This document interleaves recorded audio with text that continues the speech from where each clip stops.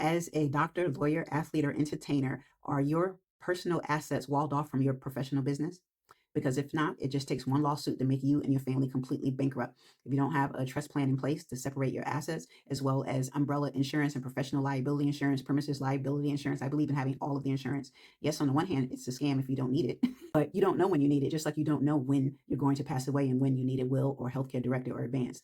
But you have these options to engage in these materials for your protection and your family. So just imagine that you get up between 4 and 6 a.m. every day, Monday through Friday. Some of us do it 7 days a week. Not me. I'm trying, but I'll get there.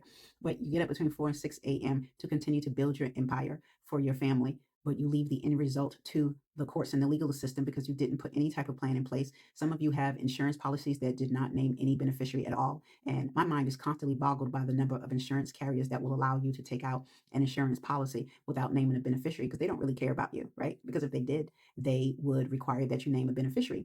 So they have these policies wherein the policy provider is permitted to decide who should inherit. For instance, I had a case many, many years ago where the husband and wife separated, and one of the conditions of the divorce was that the husband was expected, as part of their divorce decree, to put an insurance policy in place for the children. Well, the husband did. He placed an insurance policy in place for the children. However, because he did it through his school, and this was something I learned about 4 or 5 years ago, if you work for the secondary schools and you purchase insurance through your employment agreement with that school and you do not name a beneficiary, they're not automatically going to give that money to the children. Why? Because you didn't name them. So, as part of the divorce decree, you take out an insurance policy. For some illogical reason, you choose not to name a beneficiary, and the providers do not force you to name one. The current wife of that person, when he passed away, she was entitled to the insurance policy, and his children, who were very young, didn't receive a dime. That's what happens when you're not proactive and you don't put things in place. You don't name beneficiaries, joint owners, or at the most, you can put a trust in place.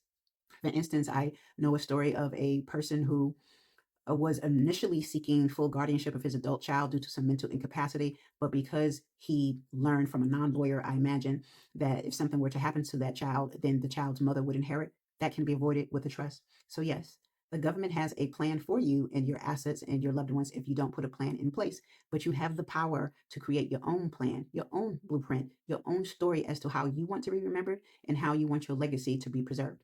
Because it's not just for the wealthy, and your wife will not automatically inherit anything. And the same for your husband. If you have children and either of you had children from a prior relationship, your surviving spouse does not automatically receive anything if they are not the joint owner or beneficiary. So just keep that in mind. And sometimes we have reasons for not wanting to name people as a joint owner or beneficiary because perhaps you want that $250,000 in the bank to be siphoned off to multiple beneficiaries. And FYI, it is never a good idea to place one of your adult children on your account and then say, I want you to take care of anyone else. If you put one child on your account, be prepared for that one child to take the remaining funds left after you pass away and go off to Paris. They're not stealing.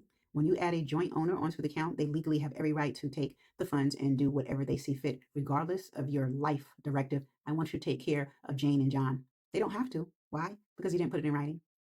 So subscribe below and follow to learn more tips on estate planning and probate. I am Stephanie Graham of Graham Estate Planning, licensed to practice law for over 29 years with my own firm owned in Atlanta, Buckhead for 9 years, and we will be celebrating our 10th anniversary soon. And hopefully in a year, you'll be celebrating with us. Peace.